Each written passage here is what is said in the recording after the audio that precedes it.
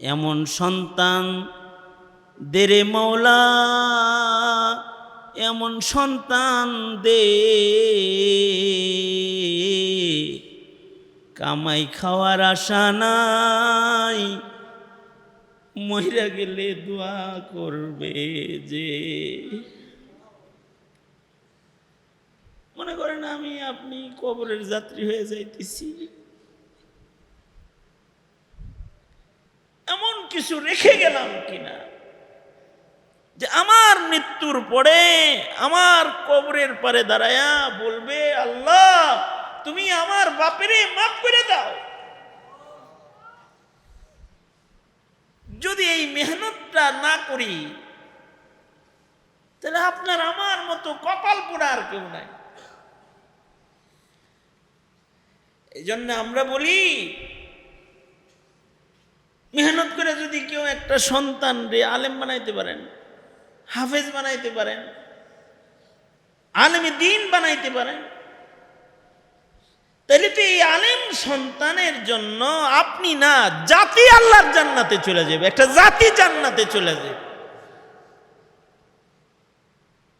সর্বনিম্ন একটা হাফিজুল কোরআন, সেও 10 জন এমন দোজকের মানুষকে জান্নাতে নিবে, তার বংশের খানদানের, যাদের সকলের উপরে কাদ ওয়াজাবাত লাহুম নার, দোজক তাদের উপরে ওয়াজিব হয়ে গেছিল, এগুলো দোজক থেকে বাইর করে জান্নাতে ঢুকায় দিবে একটা নেক সন্তান। এই কারণে মানুষ হইলেই তো হইল না, মানুষটা দামি মানুষ হইতে হইব।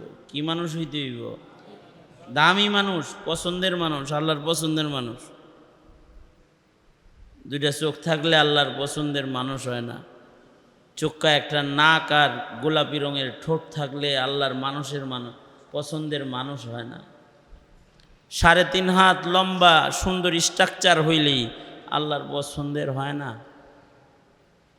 আল্লাহর পছন্দের মানুষের কিছু সিফাত আছে, গুণ আছে, এইগুলা থাকতে হয় বান্দার ভেতরে। আল্লাহর পছন্দের যে সকল গুণ মানুষের ভিতরে থাকলে মানুষটা আল্লাহর কাছে পছন্দের মানুষ হয়, তার ভিতরে একটা গুণ হইল, যেই মানুষগুলা তাদের ঘরে যেন কোনো অমানুষ জন্ম না হয়, এর লেগে খালি আল্লাহর কাছে রোনাজারি করে। চিন্তা করি কখনো যে আমাদের ঘরে মানুষ জন্মাইতেছে না অমানুষ জন্মাইতেছে? এটা তো আমরা চিন্তা করি না। আমাদের সন্তানগুলা মানুষ হইতেছে না অমানুষ হইতেছে, এটা চিন্তা করি না। কিন্তু যদি কেউ এই চিন্তা করে যে তার ঘরে যেন মানুষ জন্ম হয়, ভালো মানুষ জন্ম হয়, সে যদি আল্লাহর কাছে এই দোয়া শুরু করে, আয় আল্লাহ আমার বিবি থেকে আমাদের খান ও দানে আপনি আপনার পছন্দের মানুষ দান করেন, যেই মানুষ দেখলে চোখ শীতল হইব, এরকম একটা সন্তান আমারে দান করেন, যদি এই দোয়া কেউ করে, তো তখন এই পিতা, এই মানুষটাও আল্লাহর গোলাম হওয়ার উপযুক্ত মানুষ হয়ে যায়। ইবাদুর রহমান, আল্লাহ পাক বলেন আমি রহমানের গোলাম যারা, তাদের এই এই এই এই এই এই গুণ। তার ভিতরে একটা গুণ হইল ইবাদুর রহমানরা, আল্লাহর মনোনীত বান্দারা, রহমানের গোলামরা এই দোয়াটা অনেক বেশি করে পড়বে। আমার সাথে পড়েন, রব্বানা হাবলানা মিন আজওয়াজিনা ওয়া যুররিয়াতিনা কুররাতা আয়ুন ওয়াজআলনা লিল মুত্তাকিনা ইমামা। আরো জোরে করে পড়েন, জোরে করে ভালো করে পড়েন, রব্বানা হাবলানা মিন আজওয়াজিনা ওয়া যুররিয়াতিনা কুররাতা আয়ুন ওয়াজআলনা লিল মুত্তাকিনা ইমামা। এটা দুনিয়াতে যে সকল আয়াত বেশি পড়া হয় তার ভিতরে একটা আয়াত। এই আয়াতটা দুনিয়ায় যে আয়াতগুলা বেশি পড়া হয় তার ভিতরে একটা আয়াত হলে এটা অনেক বেশি পড়া হয়। আল্লাহর কাছে বারবার বান্দা বলে, আল্লাহ আপনি আমারে এমন একটা সন্তান দিবেন যে সন্তান দেখলে আমার চোখ শীতল হয়ে যায়, যেই সন্তান আমার সন্তানটা যেন নেককারদের সর্দার হয়। এই দোয়া করেন, নেককারদের সর্দার সন্তান আমারে দেন আল্লাহ। আল্লাহর কাছে চাইতে হয়। আমরা কি তাই চাই? আমাদের তো মনেই থাকে না চাওয়ার কথা। সব ওয়াক্তে ওয়াক্তে এমন কোনো ওয়াক্ত নাই, এমন কোনো দোয়া নাই যে দোয়ার ভেতরে এটা না চাইবেন। এটা চাইবেন আল্লাহর কাছে বলা, আল্লাহ আমার নসলকে আপনি কবুল করে নেন। বলা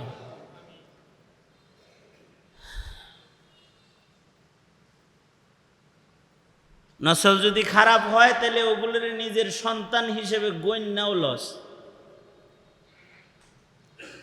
হজের সফরে এক মুরব্বী মক্কা মুআজ্জামাতে আমার কাছে গল্প করতেছে, হুজুর এটা আমার ছোট মেয়ের জামাই, জামাই খুব খেদমত করে, জামাইয়ের লগে হজে আইছি হুজুর। জামাইটারে দেখা আমি মনে করছি কোনো মাদ্রাসার শাইখুল হাদিস টাদিস হবে। আমি কই ভাই কোন মাদ্রাসায় খেদমতে আছেন জিজ্ঞেসি। না হুজুর আমি ইঞ্জিনিয়ার, আমি ইঞ্জিনিয়ার, এই কোনো মাদ্রাসার খাদেম না, দেখা যায় শাইখুল হাদিসের মতো। বলে কি যে আমি ইঞ্জিনিয়ার মানুষ, দাওয়াত ও তাবলীগের নিসবতে ওলামাদের সোহবতে আল্লাহওয়ালাদের কাছে বসে থাকতে থাকতে আল্লাহ আমার এই রংটা দান করছে হুজুর। এই চাচা কয় আলহামদুলিল্লাহ, বড় জামাইটাও এরকমই হুজুর, আপনি দেখলে খুশি হইবেন, ছেলেগুলাও মাশাআল্লাহ নেককার দিনদার, আমার দিল খুশি। আমি বললাম ছেলে মেয়ে কয়জন? আপনার ছেলে মেয়ে কয়জন? চাচারে দিয়েছি। চাচা কয় ছেলে মেয়ে 4 জন। কয়জন? 2 ছেলে 2 মেয়ে, এটা কইছে। জামাই আমার কানে কানে কয় হুজুর 3 ছেলে 2 মেয়ে। মেয়ের জামাই কয়, এ চাচা কি কয়? চাচা কয় 2 ছেলে 2 মেয়ে। আর জামাই কয় হুজুর 3 ছেলে 2 মেয়ে। চাচাকে বললাম, চাচা কাবা শরীফের পাশে একটা নেক কাজ করলে 1,00,000 গুণ বেশি সওয়াব। মক্কাতুল মুকাররমের নেকির কামের কত দাম। এই কাবা ঘরের আশপাশে বয়ে বয়ে এরকম মিছা কথা মানুষ কয়। ছেলে হইল 3টা, আপনি করেন 2টা, এটা কেন করেন? এই কথা বলতেই বুড়া বড় হুঁশিয়ার বুড়া বড় কয় আল্লাহর নীতি অবলম্বন করছি। কেন কোরআন মজিদে না আপনারাই ওয়াজ করেন? নূহ আলাইহিস সালাম নিজের ছেলেরে যখন ডাকতেছে, এই ছেলে যাস না, আয় আয় নৌকায় ওঠ, আয় আয় ওইদিকে যাস না। ছেলে যখন বাবার কথা না শুইনা পাহাড়ে উঠে চলে যায়, পয়গম্বর যখন কাঁদতেছে, হায় ছেলে কি করলা? তখন আল্লাহ তাআলা পয়গম্বরকে সান্ত্বনা দিয়ে বলতেছে, পয়গম্বর ইন্নাহু লাইসা মিন আহলিক, সে তোমার আহাল না, তোমার সন্তান না। যে নবীর কথা শুনে না সে নবীর সন্তান হইতে পারে না। মহান আল্লাহর নিয়ম যদি এটা হয়, তাহলে খোদার ঘরের পাশে বইসা যে ছেলেটা আমার আল্লাহর কথা শোনে না, আমি আল্লাহকে কষ্ট দিয়া ওই সন্তানকে নিজের সন্তান গণনা করতে পারি না।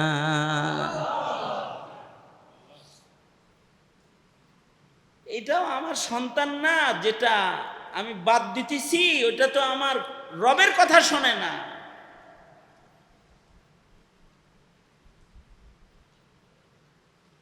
আমরা তো আমাদের সন্তান গণি যে 4টা সন্তান 5টা সন্তান,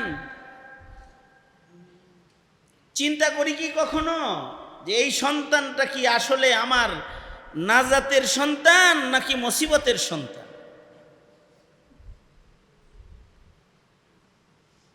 আল্লাহর কাছে চাইতে হয়, আল্লাহর কাছে বলতে হয়, আর চেষ্টা করে যেতে হয়। কেউ যদি নূহ আলাইহিস সালামের মতো চেষ্টা করে যায়, চেষ্টার পরেও যদি কথা না শুনে, তাইলে বলবে আল্লাহ এটা আমার হাল না। তো ওই সন্তানের কারণে পিতা ধরপাকড়ের শিকার হবে না। আর যদি তরবিয়াতুল আওলাদ না করে, ছেলেরে আল্লাহ শিখায় নাই, নামাজ শিখায় নাই, রসুল শিখায় নাই, কোরআন শিখায় নাই, মসজিদের দাম শিখায় নাই, কাবার দাম কি শিখায় নাই, ইসলাম কি জিনিস সেটা শিখায় নাই, মুসলিম ঘরে জন্মায়া ছেলেকে নাস্তিক বানার সুযোগ দিয়ে দিছে, মুরতাদ বনার সুযোগ দিয়ে দিছে, বেঈমান হওয়ার সুযোগ দিয়ে দিছে, এই পিতা আসলে পিতা না, এই পিতৃ নামের, পিতৃ সমাজের পিতা নামের কলঙ্ক পিতা। এটা কলঙ্ক পিতা। এই জন্য আল্লাহর কাছে দোয়া করবেন, রব্বানা হাবলানা মিন আজওয়াজিনা ওয়া যুররিয়াতিনা কুররাতা আয়ুন ওয়াজআলনা লিল মুত্তাকিনা ইমামা। এমন সন্তান দে রে মাওলা, এমন সন্তান দে, কামাই খাওয়ার আশা নাই, মইরা গেলে দোয়া করবে যে। এমন সন্তান দে রে মাওলা, এমন সন্তান দে, কামাই খাওয়ার আশা নাই, মইরা গেলে দোয়া করবে যে। মনে করেন আমি আপনি কবরের যাত্রী হয়ে যাইতেছি, এমন কিছু রেখে গেলাম কিনা যে আমার মৃত্যুর পরে আমার কবরের পারে দাঁড়ায়া বলবে আল্লাহ তুমি আমার বাপেরে মাফ করে দাও। যদি এই মেহনতটা না করি, তাহলে আপনার আমার মতো কপাল পোড়া আর কেউ নাই। এই জন্য আমরা বলি, মেহনত করে যদি কেউ একটা সন্তান রে আলেম বানাইতে পারেন, হাফেজ বানাইতে পারেন, আলেম দ্বীন বানাইতে পারেন, তাহলে তো এই আলেম সন্তানের জন্য আপনি না, জাতি আল্লাহর জান্নাতে চলে যাবে, একটা জাতি জান্নাতে চলে যাবে।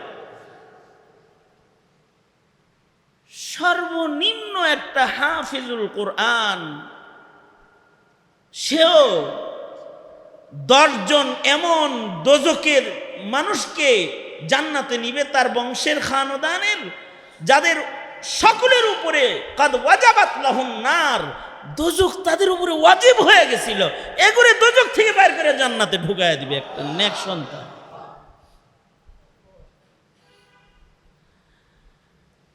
সেইটা যদি না হয়, তাহলে কমাস কম সন্তানকে ঈমান শিখান, তাওহীদ শিক্ষা দেন, রিসালাত শিক্ষা দেন। তাহলে তাওহীদ রিসালাত শিক্ষা দিলে কি হবে? সে নাস্তিক হবে না, সে কবর পূজারী হবে না, সে মাজার পূজারী হবে না, সে তার ঈমানকে হত্যা করবে না, ঈমান নষ্ট করবে না।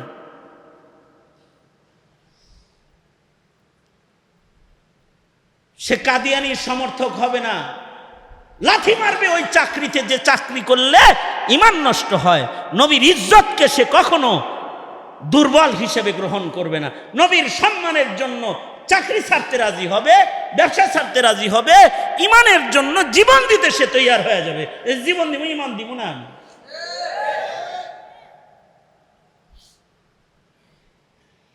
এই যে তালিমটা, এটা হলো মানুষ বানানোর জন্য 1 নম্বর কাজ, তাকে ঈমান শিক্ষা দেওয়া,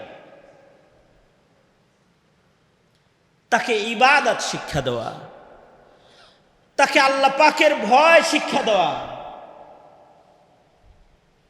আমাদের ছেলে মেয়েগুলা ঘরে বড় হয়, সে আল্লাহ কি জিনিস জানে না।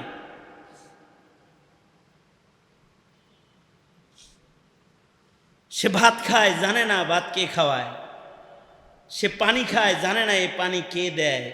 সে অক্সিজেন নেয়, জানে না সে অক্সিজেন কার। সে দুনিয়াতে বেড়ে উঠতেছে, গাছের আম খায়, জানে না এই আম কার দান। এটা আওয়ামী লীগের দান, বিএনপির দান, জাতীয় পার্টির দান নাকি এটা। জমিনের শস্য খায়, সে বুঝে না এই শস্য আমাকে কে দেয়, এ বুঝে না। সে বাঘকে ভয় পায়, বিড়ালকে ভয় পায়, কুকুরকে ভয় পায়, ভূতকে ভয় পায়, আল্লাহকে ভয় পায়। কারণ খানা খাওয়ানোর সময় কইছে বাগাইলো বাগাইলো, কি কইছে? হ্যাঁ, ভাত খাওয়ানোর সময় কইছে বাগাইলো বাগাইলো, ভাত খা। এই এই এই বিড়ালের মেয়াও আসলো, মেয়াও আসলো, খা। এই ভূত আসলো, ভূত আসলো, খা। এটা শিখাইছে। এটা শিখায় নাই, আজান দিছে মসজিদে যাও আল্লাহ ধরবে। আর ইন্না বাতশা রাব্বিকা লাশাদীদ, আল্লাহ শক্ত করে ধরবে, কিন্তু তখন কিন্তু পালাইবার রাস্তা পাবা না সন্তান, নমাজে যাও। বলে না, শিখায় নাই। আমরা আপনাদের সন্তানদেরকে, আপনাদের প্রজন্মের মানুষদেরকে, এটাই আমাদের অপরাধ। বাংলাদেশের সরকারে যারা শেল্টার দেয়, যারা এই মুসলমানের ভূখণ্ডে হিন্দুত্ববাদের চাষাবাদ করতে চায়, যারা মুসলমানের এই মাটিতে লাল চামড়াওয়ালাদের খ্রিস্টবাদের চাষাবাদ করতে চায়, আমাদের কথায় আপনারা আপনাদের সন্তানের ঈমান বাঁচানোর জন্য যখন সচেতন হয়ে যান, তখন ওদের ওটা ভাল লাগে না। বিধায়ী আমাদেরকে তখন ওরা জেলখানায় রাখা পছন্দ করে, জেলখানায় রাখা পছন্দ করে।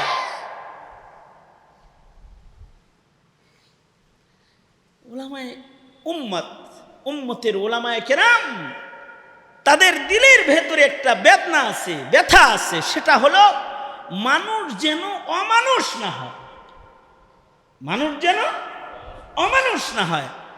কারণ মানুষ যদি অমানুষ হয়ে যায়, তাইলে এই অমানুষের দাম নাই, এটা শুয়ারের চাইতে নিকৃষ্ট।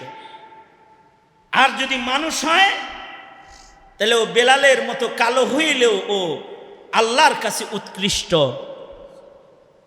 ও লুকমানের মতো হাবশি গোলাম হইলেও আল্লাহর কাছে সে উৎকৃষ্ট। ও আব্দুল্লাহ ইবনে উম্মে মাকতুমের মতো অন্ধ হইলেও ও আল্লাহর কাছে উৎকৃষ্ট।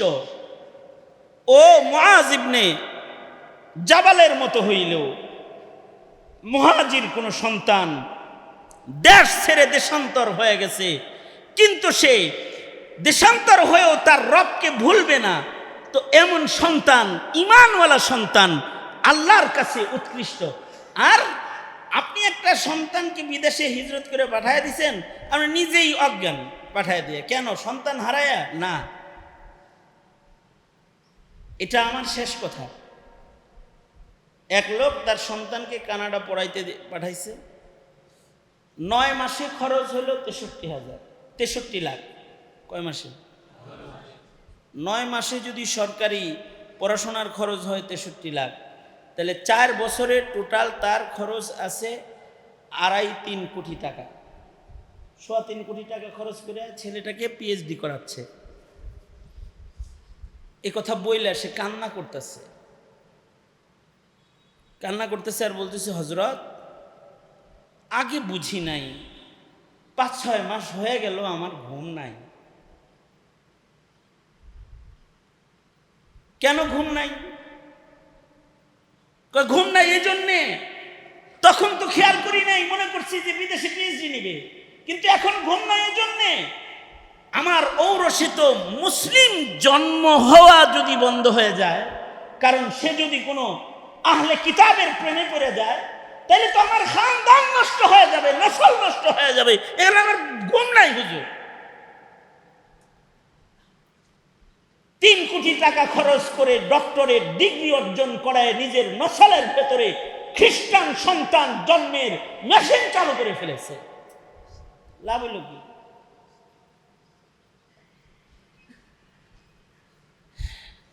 আমার প্রজন্ম, আমার সন্তান, এরা আমার নাজাতের উসিলা। এই যে আমি আমার প্রজন্মকে নিয়ে কথা বলছি, আমি আজকে যদি মারা যাই আর আমার এই কথাগুলো যদি আমার প্রজন্মের যুবকদের স্মরণ থাকে, আর ওরা যদি ওদের নসলকে রক্ষা করে, তাহলে আমি কবরে শুয়ে শুয়েও আইয়ুবী কবরের ভেতরেও কিছু আলো পাইতে থাকবে।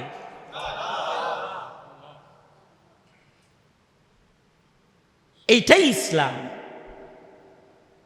এই মানুষগুলো যখন পৃথিবীতে থাকবে না, তখন আল্লাহ বলবে, ইসরাফিল, বড় বড় প্রাসাদ আছে কিন্তু মানুষ নাই, বড় বড় টাওয়ার আছে মানুষ নাই, বিজ্ঞানের প্রযুক্তি আছে কিন্তু মনুষ্যত্ব নাই, বাঁশি বাজায় দে, একজন মানুষ নাই, বাঁশি বাজা তুই, দুনিয়া রাখার দরকার নাই, পৃথিবী হালাক হয়ে যাবে। এ কারণে ভাই ও দোস্ত বুজুর্গ, আসুন আমরা আমাদের প্রজন্মকে গড়ি, ইনশাআল্লাহ বলেন ইনশাআল্লাহ। এই উলামা পরিষদের উদ্দেশ্য কি? আপনাদের ভোট কালেকশন করার উদ্দেশ্য না, না, আপনাদের ঘরে ঘরে মানুষ বানাইবার সিলসিলা যেন বন্ধ না হয়, এই পাহারাদারি করা উদ্দেশ্য। এই কওমি মাদ্রাসার উদ্দেশ্য কি? জাতির ভেতরে মুসলিম প্রজনন যেন বন্ধ না হয়ে যায়। মুসলমানের মাটিতে সিয়াসাত আর রাজনীতির উদ্দেশ্য কি? ডক্টর ইউনূসের মতো ক্ষমতার আসন দখল করে ক্ষমতার লজেন চুষা উদ্দেশ্য না। উদ্দেশ্য হলো মুসলমানের মাটিতে কেউ যেন বিজাতীয় চাষাবাদ করতে না পারে, দরজা বন্ধ করে দাও, এটা হলো সুতরাং উলামায়ে কেরামের মিশন, এগুলো হলো জাতি রক্ষার মিশন। নিজের নসল বাঁচান। আজ থেকে রোনা জারি করে বলবেন, রব্বানা হাবলানা মিন আজওয়াজিনা ওয়া যুররিয়াতিনা কুররাতা আয়ুন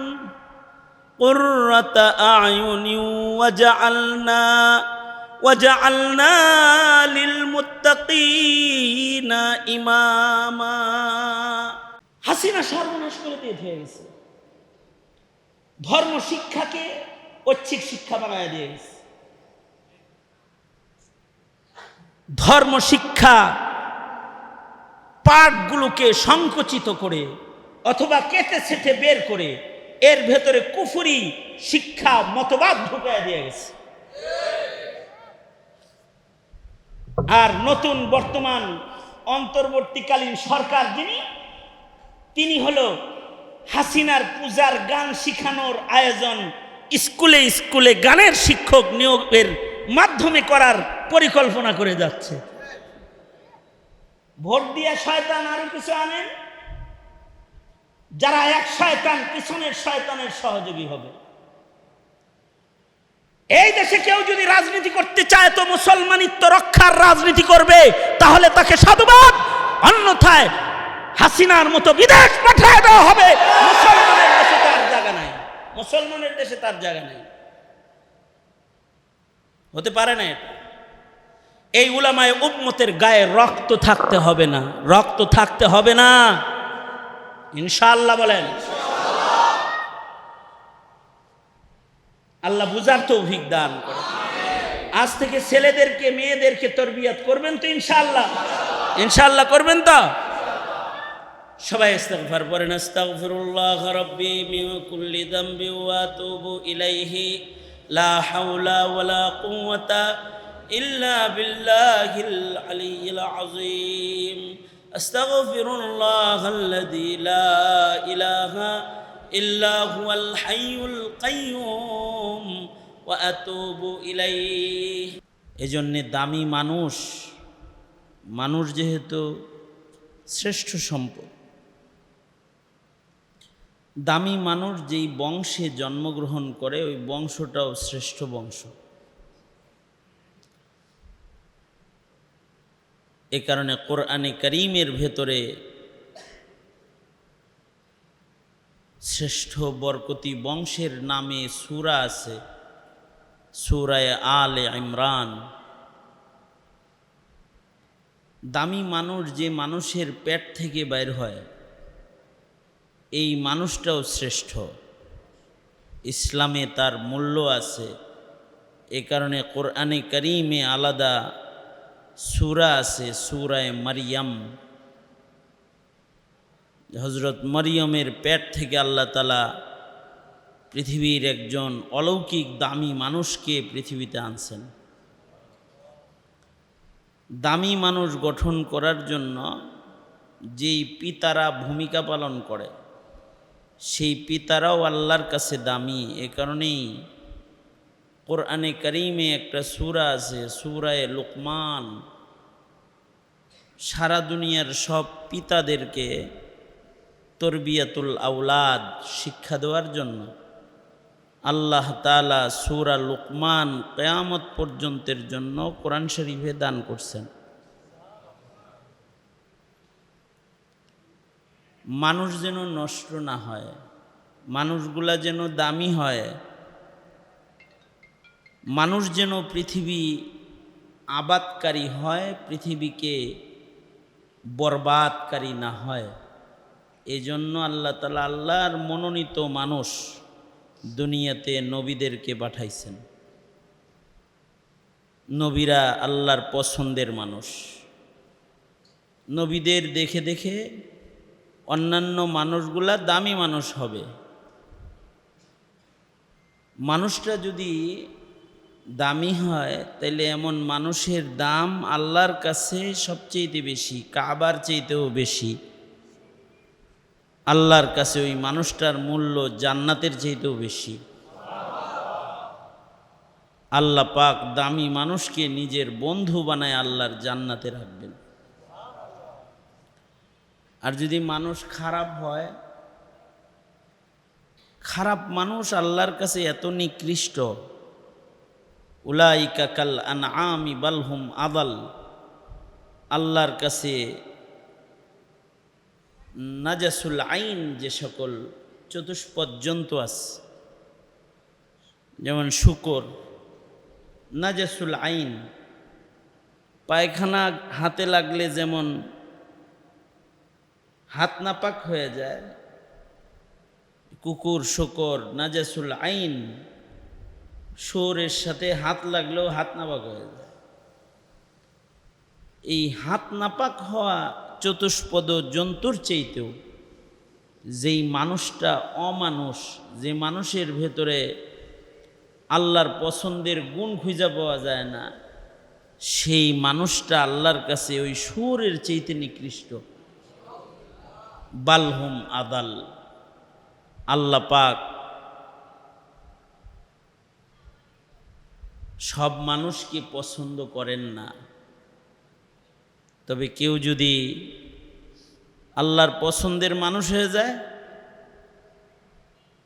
আল্লাহর পছন্দের মানুষ যারা, তাদের চেহারা সুন্দর লাগে না, তাদের টাকা পয়সা লাগে না, তাদের সুন্দর বাড়ি লাগে না, কিন্তু মানুষটা তার আখলাক, খুলুকে আজিম, পয়গম্বরের আখলাকের সাথে মিলায়া মিলায়া সিরাতুন নবীর অনুকরণ করছে।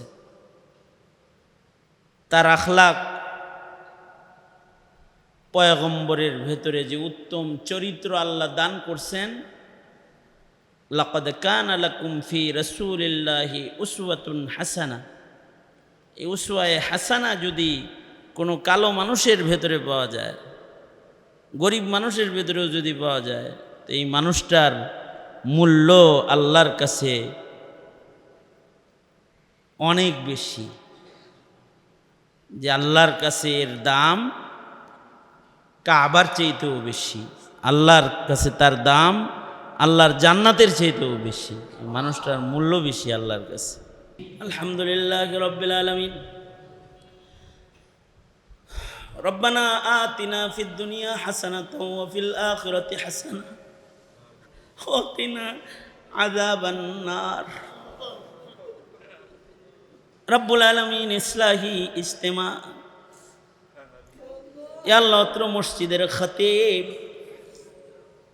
মুহাব্বতের বড় ভাই জুনায়েদুল্লাহ আখতার,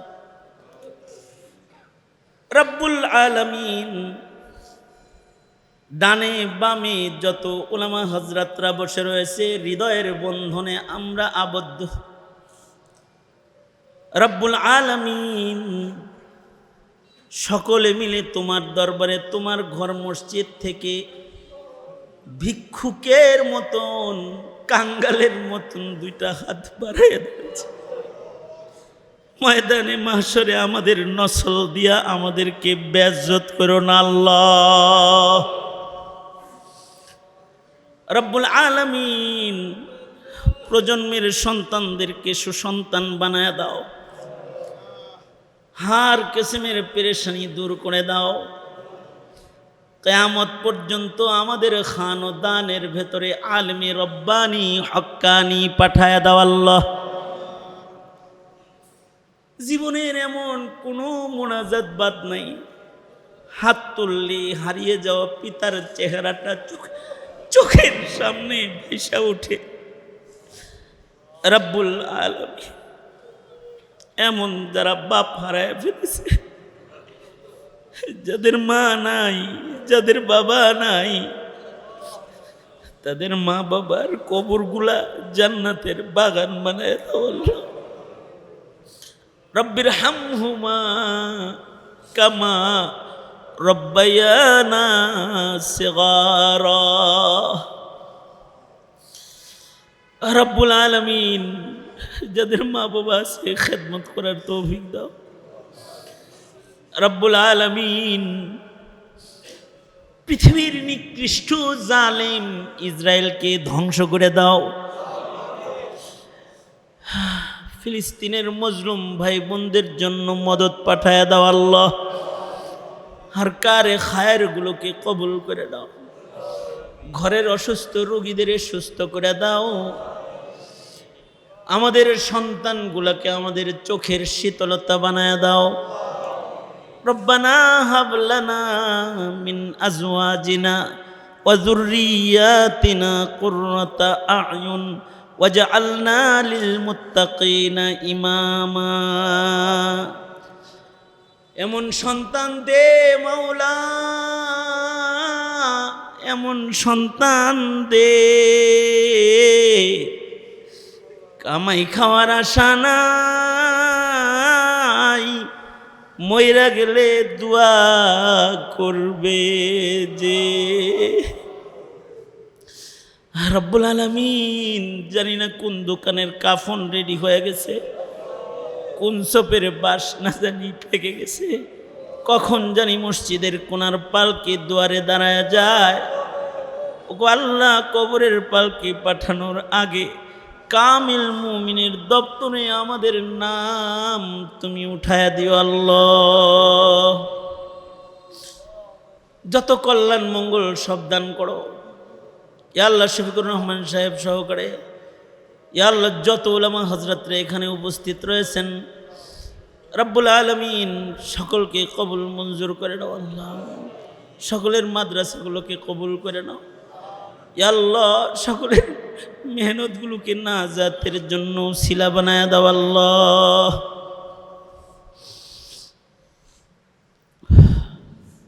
সুকুন ও ইতমিনানের জিন্দেগি আমাদেরকে তুমি নসিব করো। আল্লাহুম্মা আফিনা ফি কুদরাতিকা ওয়া আদখিলনা ফি রাহমাতিক।